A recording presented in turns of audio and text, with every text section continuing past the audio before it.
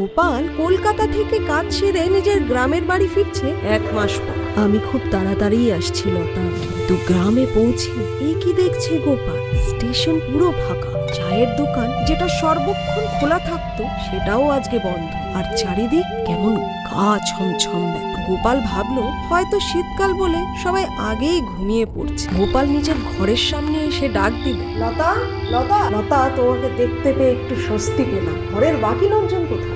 লতা কোনো কথা না বলে আঙ্গুল দিয়ে একদিকে ইঙ্গিত দিল। সবাই ঘুমিয়ে পড়েছে? হ্যাঁ, তুমি অনেক দেরি করে ফেলেছো আসতে। তোমার অপেক্ষা করতে করতে সবাই ঘুমিয়ে পড়েছে, আমি বাদ। চলো তুমি হাত মুখটা ধুয়ে নাও, আমি তোমাকে খাবারটা বেড়ে দেবো। যা মারাত্মক খিদে পেয়েছে, আর বলার নেই।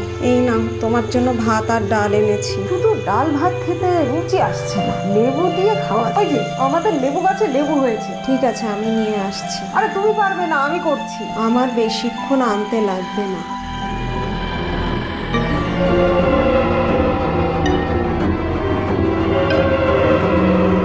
এই নাও তোমার লেবু। কে? চিনতে পারছি না, আমি তোমার লতা।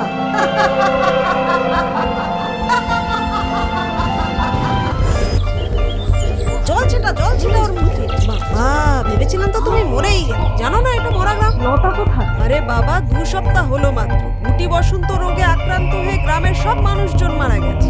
এখানে আর কেউ বেঁচে নেই। আমার বউ লতা বেঁচে আছে। বাবা, তোমার বউটাও কেউ বেঁচে নেই। না না, কালকে রাতে হয়তো সত্যিই লতা গোপালের জন্য অপেক্ষা করেছিল। ও জানতো গোপাল আসবে, তার জন্যই ওকে শেষবারের মতো খাবার বেড়ে দিতে চেয়েছিল।